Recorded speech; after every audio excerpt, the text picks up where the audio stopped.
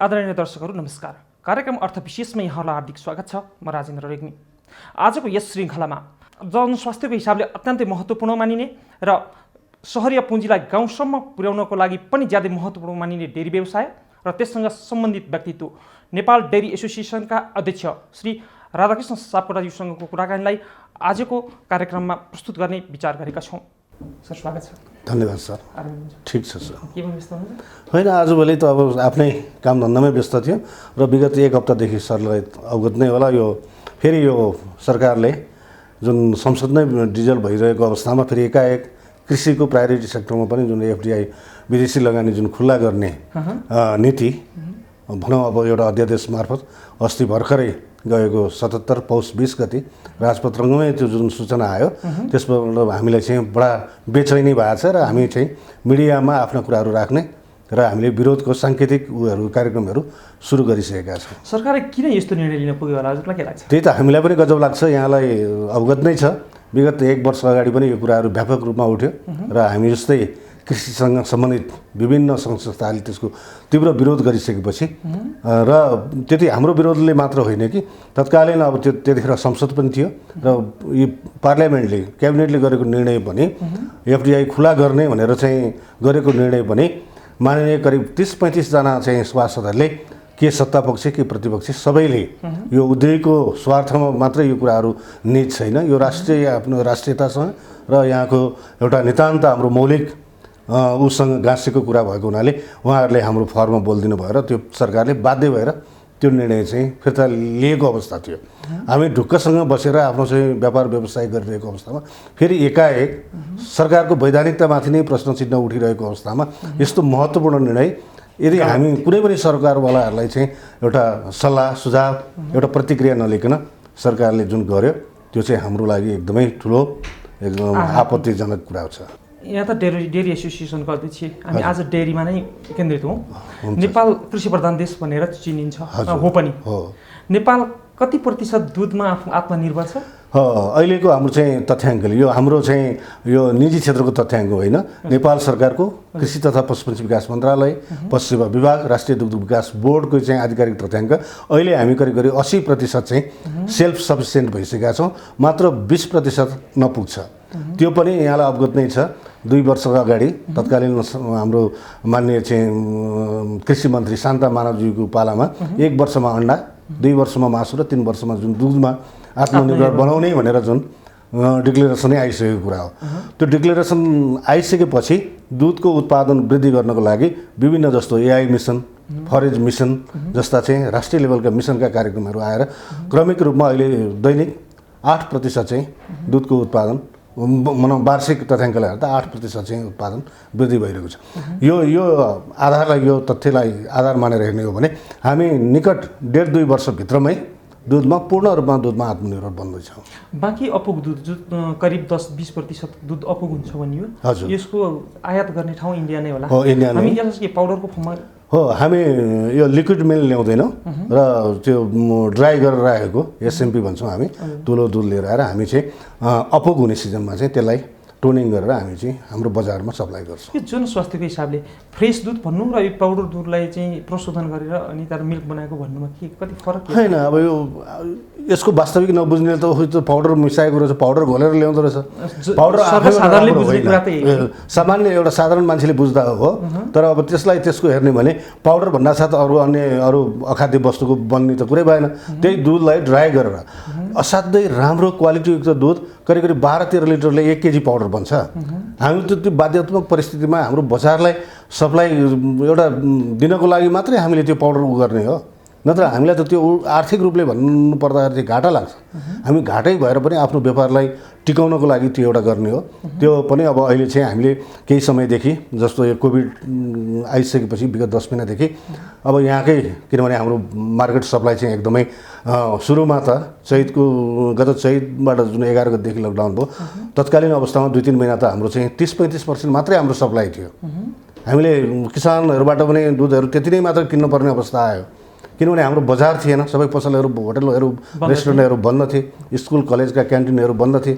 त्यस हुनाले सप्लाई हाम्रो कम भइसकेपछि हामीले पनि बाध्य भएर त्यो गऱ्यौँ। तर अब क्रमिक रूपमा समय बित्दै जाँदा अलिकति सामान्य अवस्थातिर भएछ, केही होटल रेस्टुरेन्टहरू खुल्न थाले, अब अलिकति मार्केट पनि ग्रो भइरहेछ।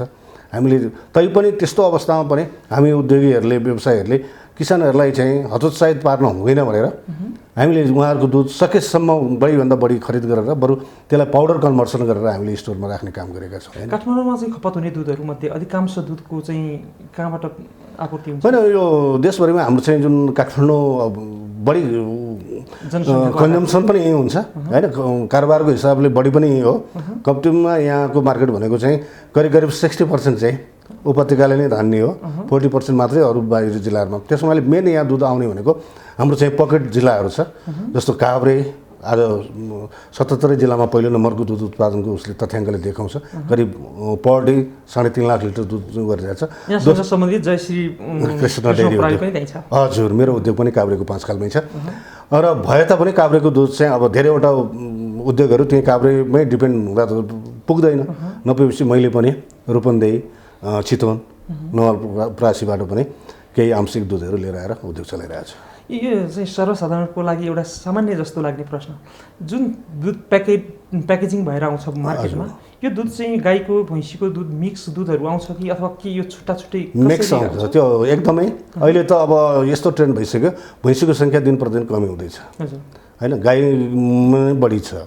तर अब नेपाल सरकारको पशुसेवा विभागले तथ्याङ्क के भन्छ भने हाम्रो कहिलेकाहीँ हाम्रो असहमति पनि हुन्छ। जाँदाखेरि बिहानभरि डुल्दा एउटा भैँसी देख्नलाई गाह्रो छ, तर भैँसीको अहिले पनि उहाँहरू 70% चाहिँ 70% चाहिँ भैँसीको दुध हो, मात्र 30% भन्नुहुन्छ। म क्वेसन पनि गर्छु मिटिङमा होइन, आदरणीय डिजी साहबहरूसँग होइन, कहाँ छ तपाईँ भैँसी देखाउनुहोस् न भनेर भन्छ, तर उहाँहरूले त्यसो भनिरहनु भएको छ। तर मलाई लाग्छ 50-50 नै होला अहिले चाहिँ। भनेपछि नेपालमा तराईबाट, विशेष गरी तराईबाट दुधको आपूर्ति काठमाडौँमा हुने छ र यहाँ त डेरी व्यवसाय नेपाल अल ओभर नेपालको व्यवसायी सङ्घको अध्यक्ष हजुर होइन त, यो उपत्यका काठमाडौँ उपत्यका बाहेक दुध कन्जम्सन हुने अरू सहरी क्षेत्रहरूमा कुन कुन पर्छ? मेन जस्तो भनौँ न, अब चितवनै पनि एउटा ठुलो कन्जम्सन हुने हो, त्यस्तै उता रूपन्देहीको बुटोल भैरव पनि त्यो एउटा कन्जम्सनको हिसाबले हुने क्षेत्र हो। मेन चाहिँ अब काठमाडौँ, भक्तपुर, ललितपुर नै मेन हो र अरू चाहिँ अब जुन रूपमा हुनुपर्ने त्यो चाहिँ अब यस्तो देखाउँछ। यो दुधको तथ्याङ्कलाई हेर्दाखेरि जुन अहिले आज हामी 62 लाख लिटर चाहिँ दुध, करिब 22 लाख मेट्रिक टन दुध चाहिँ हाम्रो दैनिक उत्पादन, त्यसको 50% चाहिँ जुन मार्केटमा आउँछ भनेको 62 लाखमा करिब 31 लाख मात्रै मार्केटमा आउने भयो। 31 लाख चाहिँ किसानहरूले जसले उत्पादन गर्नुभयो उहाँहरूले सेल्फ कन्जम्सन भन्छ, उहाँहरूले नै तथ्याङ्कले त्यो देखाउँछ। त्यो 31 लाखमा पनि हाम्रो जस्तो फर्मल सेक्टर, इन्फर्मल सेक्टर भन्छौँ हामी, अर्गनाइज मेकनाइज डेरीहरूमा मात्र 17% मात्रै चाहिँ हाम्रो फर्मल सेक्टरमा आइरहेछ। अर्को 33% चाहिँ मैले यो प्रश्न हजुरलाई किन सोधेँ भने जस्तै नेपालमा त दुर्गम क्षेत्रमा पनि कृषकहरू हुनुहुन्छ, उहाँहरूले पनि दुध उत्पादन गर्नुहुन्छ। यहाँले अघि नै पनि हाल्नुभयो 50% दुध मात्रै अर्गनाइज सोर्सबाट मार्केटमा आउँछ। हामीले समेट्न खोज्ने ग्रामीण कृषकहरूलाई समेट्नको लागि दुग्ध विकास संस्थानले अथवा डेरी एसोसिएसनले के गरेको छ? होइन, अब अहिले त किनभने हाम्रो चाहिँ रोडको एक्सेस पनि थिएन। जस्तो अहिले चाहिँ एउटा राष्ट्रिय गौरवका 2टा सडकहरू तराईमा चाहिँ एउटा हुलाकी राजमार्ग भन्छौँ, यता पहाडी भागमा हामी मध्य पहाडी लोकमार्ग जुन भनिरहेको छौँ, त्यसले गर्दा चाहिँ अब मेन ग्रेडमा क्रमशः दुधहरू आउने क्रम चाहिँ सुरु भएको छ होइन। अब कृषकहरूको दुर्गमबाट दुध पनि आउने भएको छ। अब यो एउटा कुरा यहाँलाई जानकारी गरौँ, मेरो भर्खरै यो गएको वैशाख 1 गतेदेखि मेरो चाहिँ कर्णाली प्रदेशकै पहिलो डेरी उद्योग भनेर चाहिँ एउटा अत्याधुनिक प्लान्ट लगाएर त्यहाँको औद्योगिक क्षेत्रभित्र लगाएको छु। वैशाख 1 गतेदेखि बजार गएको छ। त्यहाँ दुधै थिएन। जब हामीले त्यहाँ डेरी राख्ने भनेर गइसकेपछि त्यहाँको प्रदेशको मन्त्रालयसँग, कृषि मन्त्रालयसँग पनि हाम्रो चाहिँ भयो, ल अब हामी उद्योग राख्न आउँदैछौँ। यहाँ दुध छैन, किनभने एउटा स्वस्थकर, एउटा चाहिँ सन्तुलित आहारको लागि पनि दुध त आफैमा एउटा चाहिँ महत्त्वपूर्ण चिज हो होइन। मिल्क इज कम्प्लिट फुड भनेर भनिन्छ हामी, ब्यालेन्स डाइटको लागि। त्यसपछि हामी दुध खरिद गरिदिन तयार छौँ होइन। तपाईँहरूले चाहिँ यहाँको गाउँपालिका, स्थानीय सरकारबाट गाउँपालिका, नगरपालिकाहरूमा उहाँहरूले गाई भैँसीमा लगानी गरेर अहिले म हप्ताको 2 ट्याङ्कर दुध, करिब 20,000 लिटर दुध सुर्खेतबाट म काभ्रेसम्म लिएर आएर प्रोसेसिङ गरेर बजार पठाउन भइरहेको छु भनेपछि एउटा त्यो पनि छ। अत्यन्तै सराहनीय काम भयो। र यो कृषकहरूलाई जसले गाई भैँसी पाल्नुहुन्छ, पशुपालन अनि डेरी व्यवसाय सञ्चालन गर्छ, यहाँहरूलाई आर्थिक रूपमा असहजताहरू केही भएको देखिन्छ सरकारबाट भइराखेको सहयोग के छ होइन बैंकहरूले यसपालि बजेटमै हामीले त्यो कुरा गऱ्यौँ जब यो कोभिडले यस्तो भयो कोभिड पछाडि नै बजेट आयो सरसम्ममा हामीले त्यो बेलामा पनि हाम्रो चाहिँ एउटा समस्या के थियो भने तत्कालीन त्यतिखेर जुन बेलामा बजेट आउँदै थियो त्यो बेलामा हामीसँग चाहिँ थुप्रै करिब 6 अरब जतिको चाहिँ निजी दुग्ध विकास संस्थान बाहेक हामी निजी उद्योगहरूमा मात्रै 6 अरब जतिको चाहिँ यो धुलो दुध पाउडर दुध र बटर घिउ हामीसँग स्टक थियो एकातिर अनि हामीसँग त्यो स्टक भयो किनभने किसानलाई राहत गर्नुपर्छ मिल्क होल्डिङ हुन दिनु हुँदैन भनेर हामीले चाहिँ रिस्क मोलेरै किसानसँग दुध खरिद गरेर हामीले चाहिँ हाम्रो चाहिँ कन्भर्सन चार्ज तिरेर हामीले राख्यौँ हामीले के भन्यो भने अब कोभिडले एकातिर हाम्रो व्यापार पनि 30-35% झरिसकेको छ होइन त्यस हुनाले हामीलाई रिफाइनेन्सको व्यवस्था हुनु पर्यो त्यसको इन्ट्रेस्ट कम गर्नु पर्यो भनेर हामीले चाहिँ धेरै सम्बन्धित निकाय मार्फत हाम्रो चाहिँ अभिभावक संस्था राष्ट्रिय दुग्ध विकास बोर्ड भयो होइन मन्त्रालयमै गएर हामीले धेरै पटक त्यो कुराहरू अनुरोध गऱ्यौँ तर सुनवाई भएन हामीलाई कुनै त्यस्तो चाहिँ आर्थिक रूपमा त्यस्तो सहजीकरण गर्ने काम भएको छैन यो पशु बिमा अथवा डेयरी सेक्टरमा हुने विभिन्न दुर्घटनाहरूबाट हुने बिमाको लागि चाहिँ बिमाले चाहिँ कसरी सहयोग त्यो चाहिँ अब त्यो चाहिँ एउटा जुन पशु बिमाको हकमा चाहिँ बिमाङ्कको 75% चाहिँ सरकारले एउटा सब्सिडी अनुदान दिएको छ त्यसले पनि किसानको हकमा चाहिँ केही राहत होइन अब पशु दुर्घटनाबाट मर्दाखेरि केही आर्थिक केही राहतका कुराहरू चाहिँ पुगेको छ यो प्रविधिको त विकास भयो दुधको आजभन्दा 20औं वर्ष अगाडि जसरी दुध सङ्कलन गरिन्थ्यो जसरी प्रशोधन गरिन्थ्यो त्योभन्दा अहिले प्रविधिको विकास त विभिन्न छ यसले गर्दा चाहिँ दुग्ध विकासलाई केही सहज र सजिलो डेफिनेटली एकदमै राम्रो कुरा गर्नुभयो सरले जुन बेला हामी 10 वर्ष धेरै अगाडि पनि नजाउँ 10 वर्ष मात्रै अगाडिको चाहिँ यो डेयरी सेक्टरको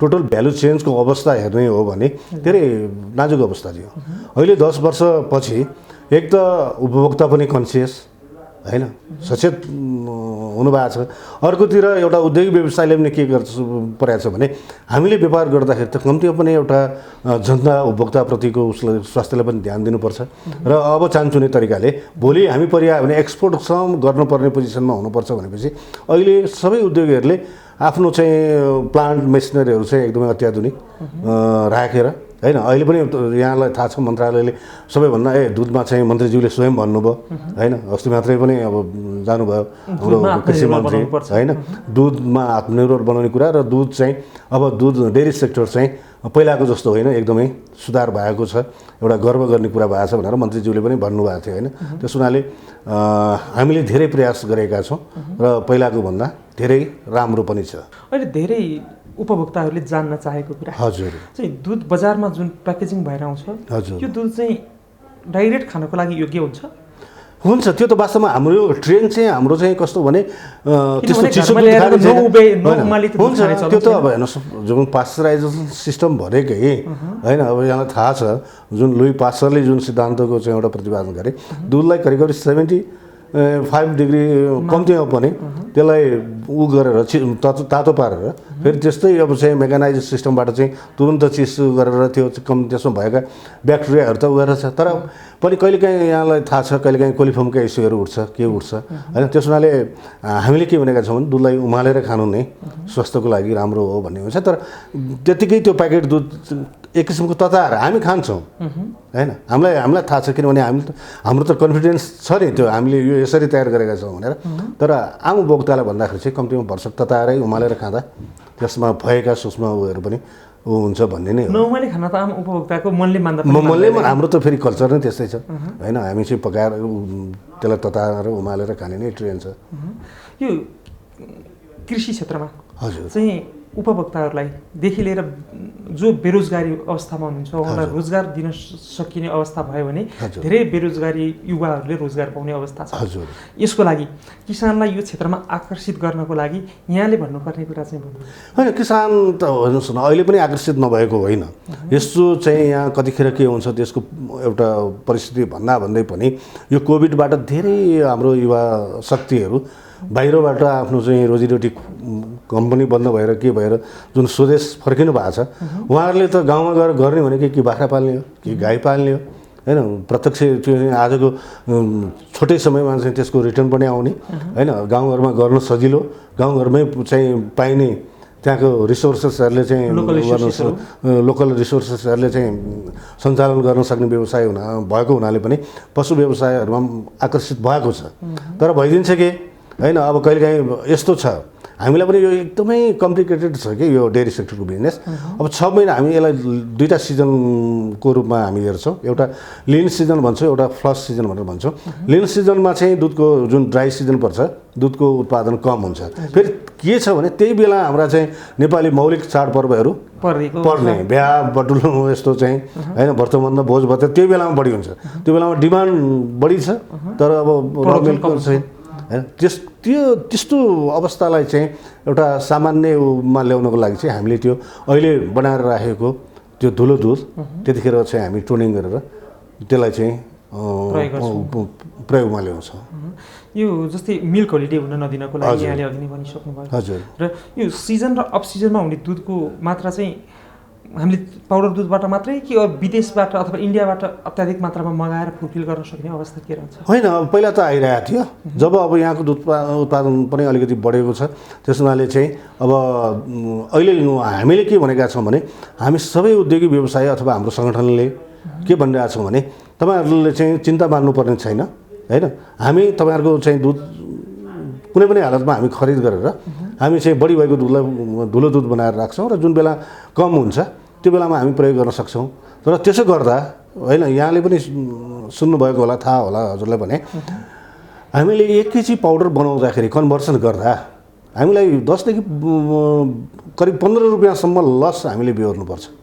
किसानबाट किनेको कच्चा दुधको त्यसलाई धुलो दुधमा गर्दाखेरि हामीले लाग्ने कन्भर्सन चार्ज तिरेर गर्दाखेरि हामी 15 रुपियाँ जति पर केजी यस धुलो दुधमा हामी नोक्सानी बेहोर्नुपर्छ। र अब सधैँ हामीले चाहिँ किसानलाई बचाउनुपर्छ भनेर एउटा उद्योगीले होइन, उद्योगिक व्यवसायले पनि त कुनै सेवा आफ्नो ठाउँमा छ तर उसले पनि त आफ्नो चाहिँ मेहनत आफ्नो पुँजी लगाएपछि त केही त 2 पैसा मुनाफा त खोज्छ, तर सधैँ घाटा खाएर त ऊ पनि टिक्न सक्दैन। त्यस हुनाले केही यत्रो चाहिँ हामी राज्यले पनि किसानलाई टिकाउने हो भने, किसानलाई एउटा हतोत्साहित नबनाउने हो भने त केही सरकारले पनि हामीले त्यस्तो चाहिँ बढी उत्पादन भएर दुध नबिकेको समयमा चाहिँ जुन उद्योगीले पाउडर बनाइरहेछ त्यसमा पर्ने घाटा आंशिक सरकारले हामीले के भन्यो भने 5 रुपियाँ पर केजीमा चाहिँ हामीलाई एउटा सब्सिडी होइन उत्पादन त्यो जति पाउडर कन्भर्सन भयो उत्पादन भयो त्यसलाई मध्यनजर गरेर सरकारले दियोस् न, कम्तीमा पनि अलिकति हाम्रो घाटामा अलिकति राहत मिल्छ भनेर भन्दा अब कृषि मन्त्रालयले लेखेर पठाउँछ, अर्थले त्यसलाई एप्लाई गर्दैन होइन। त्यो हुनै सकेको छैन। हामीले विगत 4-5 वर्षदेखि हरेक उसमा हामीले यो कुराहरू जोडदार उठाएको छौँ।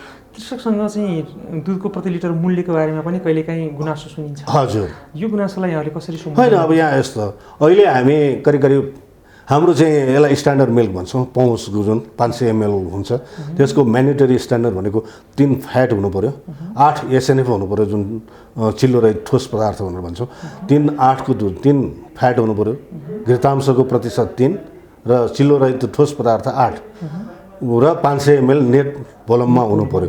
त्यसलाई अहिले हामी 38 रुपियाँ पहुँचमा हामी जुन रिटेल मूल्य छ होइन। अब 38 दुना भनेपछि त्यो 500 ml भयो, 1 लिटरको 38 दुना 76 रुपियाँ पर्न गयो होइन। हामीले किसानसँग चाहिँ अहिले 56 देखि 58 रुपियाँ होइन। अब त्यो चाहिँ त्यसको चाहिँ फेरि प्यारामिटरहरू छ होइन। किसानहरूको राम्रो दुध उत्पादन गर्नुभएको छ, घिउको पर्सेन्टेज फ्याटको पर्सेन्टेज बढी छ भने बढी नै उहाँहरूले पैसा पाउनुहुन्छ होइन। क्वालिटी भनेपछि त्यही 56, 57, 58 रुपियाँसम्ममा हामी किसानहरूको दुध खरिद गर्छौँ। अब हेर्दाखेरि यिनीहरूलाई उद्योगीलाई मार्जिन ओहो 76 रुपियाँमा बेच्ने यिनीहरू 58 रुपियाँमा दुध किन्ने अथवा 56मा किन्ने, यत्रो मार्जिन कहिलेकाहीँ कुरा उठ्छ।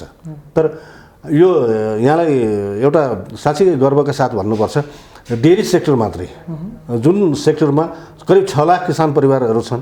हामी भनौँ न आज देशभरिमा गरेर साना ठुला मजेवाला र घरेलु गरेर घरिघरि 800-900 डेयरी छन् भनेर तथ्याङ्कले देखाउँछ है। आज त्यो किसान र हामी जस्तो डेयरी व्यवसायको बिचमा एकदमै विगत 10 वर्षदेखि हामी मूल्य बढाउँदाखेरि पनि 2 वर्ष 3 वर्षमा चाहिँ बल्ल बल्ल अरू हरेक खाद्य पदार्थहरूको मूल्य बढिरहेको हुन्छ। अस्ति 1 लिटर तेल भटासको तेल किन्न जाँदा सनफ्लावर तेल 180 मा पाइन्थ्यो, अहिले हिजो सोध्न गएको म 210। कसले कन्ट्रोल गर्यो बजार? 30 रुपियाँ चाहिँ 2 दिनमा बढ्यो होइन। के हो त वास्तविकता? होइन बजार अनुगमन गर्ने सम्बन्धी निकायले नियमनकारी निकायले त्यो कुरा त विचार गरेको छैन। तर पनि म यहाँलाई प्रशंसा गरिदिन्छु, जस्तै डेयरी व्यवसायमा चाहिँ उखु किसानले जस्तो भुक्तानी पाउने बेलामा समस्या चाहिँ देखिँदैन। एकदमै खोइ भए त आउँथ्यो नि। र अहिले चाहिँ के भएको छ भने हाम्रो चाहिँ हरेक 15 दिनमा किसानहरूलाई पेमेन्टको सेड्युल हुन्छ, त्यसरी हामीले दिँदै आइरहेका थियौँ। तर अब अहिले चाहिँ हामीसँग केही यो व्यापार अलिकति खस्केको र हाम्रोसँग अहिले पनि धेरै ठुलो चाहिँ एमाउन्टको चाहिँ सामान्य स्टक भएको हुनाले 15 दिनको सेड्युल कुनै कुनै डेरीले 1 महिना, कुनैले चाहिँ 1.5 महिनासम्म भएको छ। त्यो पनि विवाद रहित तरिकाले एउटा किसान र उद्योगीको एउटा अन्डरस्ट्यान्डिङमा चलेको छ हैन। लकडाउनको बेलामा चाहिँ केही किसानहरूले तराईतिर हजुर ठुलो मात्रामा दुध चाहिँ पोखेर विरोध जनाएको पाइयो। हजुर यहाँहरूले त्यो कुरालाई सम्बोधन गर्नुभयो, कतै पत्र पत्रिकामा पढ्न पाइन्थ्यो, कसरी सम्बोधन गर्नुभयो? होइन हामीले गऱ्यौँ, तर हाम्रो पनि बाध्यता थियो। पछि किसानहरूले भन्नुभयो, हामीले यति पनि भन्यौँ सडकमा फ्यालेर यस्तो अमृत जसलाई दुध हामी अमृतको रूपमा लिन्छौँ, यस्तो चाहिँ उसबाट उत्पादन हुन्छ, बरु बिगेन अब के गर्ने, तपाईँहरूले केही कन्सिडर गर्नुहोस् भनेपछि उहाँहरूले के गर्नुभयो, त्यो बाटोमा फ्याँकेर विरोध गर्नुको सट्टा बरु बाटोमै स्टक बालेर दुध तताएर होइन बाटोमा हिँड्ने मान्छेहरूलाई दुध खुवाउनु भयो नि होइन। त्यसपछि होइन त्यो बेलामा हामीले भन्यौँ, उहाँहरूले पनि हाम्रो मजबुरी थाहा थियो होइन, उहाँहरूको पीडा पनि हामीलाई थाहा थियो। तर हामी एउटा चाहिँ सौहार्दपूर्ण तरिकाले अगाडि बढ्यौँ, त्यस्तो कन्फ्लिक्ट चाहिँ हुन पाएन। सबै प्रशोधित दुध भनेर बजारमा जुन पहुँचमा आउँछ हजुर त्यो दुधमा पनि क्याटेगोरी हुन्छ। हजुर त्यो क्याटेगोरी चाहिँ के को आधारमा बनाइन्छ सर? क्याटेगोरी भन्नाले अब त्यो चाहिँ हामीलाई मैले डिडिसीको दुधमा चाहिँ पर्याप्त देखाएको छु, जस्तै 40 रुपियाँ पर्ने दुध होइन, त्यसमा होइन यो क्वालिटीको प्यारामिटर फरक छ, त्यो सबैको एउटै बनाउनु पर्छ भन्ने छैन। प्रशोधित त सबै प्रशोधित हो, शुद्ध त हुँदै हो होइन। मैले भनेको त्यसको फ्याट त्यसको क्वालिटीको प्यारामिटरहरू छ नि, जस्तो डिडिसीले काउ मिल्क भनेर निकाल्यो, यहाँलाई अवगत होला, त्यो दुधको मूल्य छुट्टै छ, 5 रुपियाँ एक्स्ट्रा बढी छ होइन। त्यो चाहिँ एकदम काउ मिल्क होल मिल्क भनेर निकाल्यो, त्यसमा फ्याटै 5 फ्याट छ, चिल्लोको मात्रै बढी छ, त्यसको रेट एउटाको। तर अब अरू चाहिँ सामान्यतया अरू स्ट्यान्डर्ड मिल्क भनेर जुन 3 फ्याट र 8 एसएनएफको हुन्छ, त्यसको चाहिँ एउटै रेट एउटै हुने हो। अब यो दुध उत्पादन गर्ने क्रममा चाहिँ सरकारी अनुदान उत्पादक कृषकहरूलाई डेरीहरूलाई चाहिँ ब्याङ्किङ सेक्टरबाट सरकारले दिनुपर्ने चिज के थियो, दिइराखेको छ छैन, यहाँको असहजताहरू चाहिँ के छन्? होइन हाम्रो उद्योगको पार्टबाट हेर्दाखेरि उद्योगमा त्यस्तो कुनै किसिमको छैन होइन, छैन। त्यो एउटा चाहिँ के भने करिब 5 करोड बराबरको चाहिँ एउटा म्याक्सिमम सेलिङमा जुन 6% जुन एउटा कृषिकोमा सफ्ट लोन भनेर भनिएको छ त्यो मात्रै हो होइन। अब अहिले त नर्मल्ली ब्याङ्कहरू धेरै भए होइन, लिक्विडिटी ब्याङ्कमा धेरै भएको हुनाले अरू सामान्यलाई पनि 6-7, 7.5-8%मा चाहिँ इन्ट्रेस्टमा जुन पैसाहरू लगानी गरिरहेछ, त्यो बाहेक उद्योगमा केही छैन। अब किसानको हकमा चाहिँ अहिले जुन अहिले 3 तहको जुन सरकार भन्छौँ हामी, सङ्घीय, प्रदेश र स्थानीय सरकारका केही चाहिँ गाउँपालिका नगरपालिकाहरूले दुध जुन किसानले दुध उत्पादन गर्नुहुन्छ त्यो उत्पादनको आधारमा कसैले, जस्तो हाम्रो बागमती प्रदेशको त्यहाँ एउटा प्रदेश बोर्ड गठन भएको छ, त्यसले चाहिँ अहिले 3 रुपियाँ चाहिँ पर लिटर किसानलाई चाहिँ एक्स्ट्रा पैसा चाहिँ अनुदानको रूपमा त्यो चाहिँ अब थप भनौँ न। अनि सरकारी अनुदानको कुरा गर्ने के सर, मैले हजुरलाई सोधिरहेको छु सरकारी अनुदानको अवस्था चाहिँ अर्को खासै त्यस्तो अनुदान छैन होइन। अहिलेको सवालमा पनि हामी त्यही हो, हाम्रो छिमेकी देशमा हाम्रो भन्दा करिब 10 देखि 12 रुपियाँ उत्पादन लागत उनीहरू कम छ, दुध सस्तो छ भने अब अहिले जुन यो एफडिआई खुला गरेर मल्टिनेसनल ल्याउने भन्ने कुरा, त्यसमा पनि अब यो विगत 3-4 वर्षदेखि चाहिँ जुन चर्चामा आएको अमुलकै कुरा छ। अमुल जुन त्यत्रो मल्टिनेसनल कम्पनी छ, अमुलको हाम्रो यहाँको कृषि मन्त्रालयको 2 वर्ष चल्ने बजेट उसको 1 वर्षको चाहिँ उसको ट्रान्जेक्सन अथवा टर्नओभरले देखाउँछ। आज विश्वमा 40वटा देशमा भन्दा बढी देशमा उसको चाहिँ आफ्ना प्रडक्टहरू उसले निर्यात गर्छ। दैनिक उसले आज 1 करोड 25 लाख लिटर दुध त उसले ह्यान्डलिङ गरिरहेछ भने त्यस्तो चाहिँ उसले के भनेको रहेछ भने 3 वर्ष अगाडि सन् 2017मा उसको चाहिँ एउटा त्यो अमुल कम्पनीको एउटा एजिएम भएको रहेछ, त्यहाँ त्यो उसको डाइरेक्टरको एउटा स्टेटमेन्ट आएछ। हामी सन् 2020सम्ममा साउथ एसियन रिजनका बङ्गलादेश हुनसक्छ, पाकिस्तान हुनसक्छ र नेपाल, त्यहाँ जसरी पनि हाम्रो चाहिँ उद्योगहरू स्थापना गरेर छोड्नुपर्छ। उसले एउटा चाहिँ श्वेत क्रान्ति योजना होइन, ऊ त्यही योजना पुरा गर्नको लागि विभिन्न उसले होमवर्क गरिरहेछ, एक्सर्साइज गरिरहेछ, हामी त्यसकै विरोधमा लागेका छौँ। तर हामी पनि आत्मनिर्भर छौँ, हामी पनि आत्मनिर्भर हुन सक्छौँ भन्नको लागि विभिन्न ठाउँमा एक्सपोहरू गरेर हाम्रो चाहिँ नै एग्रिकल्चरमा भएको इन्डिपेन्डेन्सी चाहिँ देखाउनको लागि हामीले के कोसिस गरेनौँ? होइन, हामीले यसपालि त यो कोभिडले त्यो कुरा सोच्न सकेका छैन। योभन्दा अगाडि चाहिँ हामीले एउटा साउथ एसियन उसकै चाहिँ लेभलको एउटा चाहिँ डेरी एक्जिबिसन राख्ने काठमाडौँमै भनेर हामीले प्लानिङ गरेको। हामीसँग राष्ट्रिय दुग्ध विकास बोर्ड, पशु सेवा विभाग, मन्त्रालय अथवा हामी जस्तो चाहिँ निजी सङ्गठनहरूले पनि सबै संयुक्त मिलेर गर्ने भन्ने भयो। त्यो बेलामा हुन सकेन, जसले गर्दा हो अहिले पनि हामीले यो पास्चराइजेसन गरेको प्रोसेसिङ गरेको मिल्क खानुपर्छ, यो हाइजेनिक हुन्छ भनेर जुन रूपमा एउटा भन्छ नि चुरोट रक्सीका कत्रा विज्ञापन आउँछन् होइन। अब यस्तो यो बच्चादेखि वृद्धसम्म नभउने मिल्क इज कम्प्लिट फुड भन्छौँ हामी, सबै किसिमको तत्त्व पायौँ, जनस्वास्थ्यको लागि महत्त्वपूर्ण चिज जुन रूपमा हामीले प्रसार ल्याउनु पर्ने थियो त्यो सरकारले पनि त्यत्रो ध्यान दिन सकेको छैन। हामी निजीले पनि अब त्यो कुरा चाहिँ क्रमिक रूपमा अब अहिले आएको छ होइन। हामीलाई पनि केही चासो बढाएको छ, सरकारले पनि अब चाहिँ केही सोचेको छ। त ग्रामीण क्षेत्रको चाहिँ जनताहरूलाई सम्पन्न बनाउने व्यवसाय हो नि, किनभने सहरको मान्छेले किन्छ र गाउँको मान्छेले बेच्छ भनेपछि यो व्यवसायलाई गाउँसम्म पुर्याउनको लागि यहाँहरूको चाहिँ कोसिस कसरी भइराखेको छ? होइन, कोसिस त अहिले भने मैले भने नि दैनिक रूपमा सहरको पैसा 5 देखि 6 करोड रुपियाँ गाउँमा गइरहेछ, गाउँका दूरदराजमा होइन। त्यो भनेको त त्यहाँको किसानहरूको त लौ त भन्यो भने उहाँहरूको मुख्य रोजीरोटीको आधार भनेकै पशु व्यवसाय हो नि। यो यस्तो चाहिँ छिटो क्विक एउटा घरभित्र पैसा भित्रिने माध्यम हो कि पशुपालन व्यवसाय अथवा डेरी व्यवसाय भने।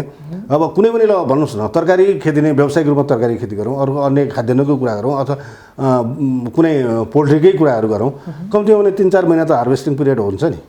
तर यो त आजै नगद भइरहेछ। त्यस हुनाले यो यस्तो भनेर चाहिँ यसको महत्त्व आफ्नै ठाउँमा छ। नेपालमा चाहिँ दुध उत्पादन गर्ने प्लान्टहरू के छ सर? छ, यहाँ 3वटा एक्जिस्टिङ प्लान्ट छ। यो त्यति धेरै पुरानो होइन नेपालमा? हजुर, यो सबैभन्दा पुरानो त अब हाम्रो चाहिँ नेपाल सरकारकै स्वामित्वमा रहेको दुग्ध विकास संस्थानको विराटनगर आयोजना, त्यसमा करिब अहिले प्रतिदिन 80,000 लिटर दुधसम्म फुल क्यापेसिटीमा चलेको खण्डमा चाहिँ ठुलो दुध बनाउने क्षमता छ। अर्कोतिर यहाँ चितवनको ठिमुरामा जुन चितवन मिल्क प्रणाली भनेर भन्छौँ हामी, मनोकामना केबल कारको ओनरको, त्यसको करिब 1.5 लाख लिटरसम्म फुल क्यापेसिटीमा, तर अहिले पाउडर बनाइरहेछ। उहाँले आफ्नोले सञ्चालन गर्नुभएको छैन, हामी जस्तै उद्योगीले त्यहाँ दुध पठाउँछौँ, हामीमा बढी भएको चाहिँ एक्सेस सरप्लस मिल्कहरू, र उहाँले त्यसलाई चाहिँ ठुलो दुध बनाएर पठाउनुहुन्छ।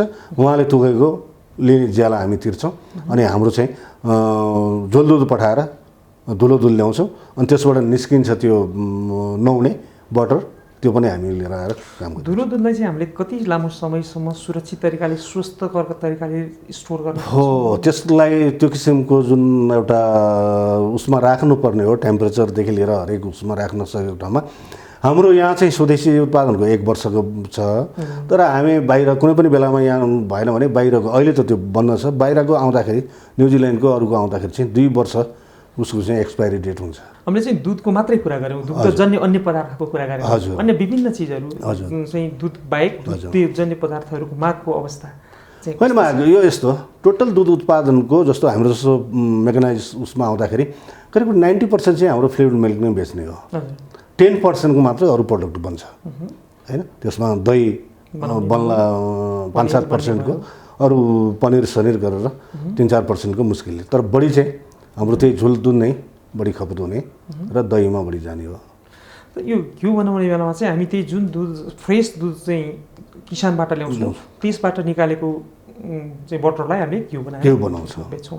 यो मैले यो क्वेसन यहाँलाई किन सोधेँ भने धेरै जसो जनस्वास्थ्यमा सर्वसाधारणले जानिराख्न खोजेको जो हजुरसँग चाहिँ एन्सर लिन चाहिरहेको त्यस कारणले मात्रै यो। अब अन्तिममा म हजुरलाई सोध्दैछु, नेपाल कृषि प्रधान देश हो, यो कुरामा डाउट भएन। बिहान कुकुर चराउन जाने मान्छेहरूलाई चाहिँ मान्छेले सलाम गर्छन्, तर गाई पाल्ने र पशु पाल्ने मान्छेहरूले चाहिँ हेको दृष्टिले हेर्छन्। उहाँहरूलाई चाहिँ यहाँले विशेष तरिकाले के भन्छ? एकदमै यति जेन्युन प्रश्न राख्नुभयो। हामीलाई पनि साँच्चीकै हामी पनि त मान्छे हो नि, हाम्रो पनि त मानवता छ नि होइन। अब कुकुर गोठाएर डोराएर चाहिँ बिहान चाहिँ मर्निङ वाक जाने चाहिँ ऊ ठुलो मान्छे जसले भेट्यो उसले चाहिँ दाइ के छ उहाँ सर के छ उहाँ छ बडा सालले हिँड्ने ऊ चाहिँ कुकुर उ गर्ने चाहिँ ऊ मालिक भयो।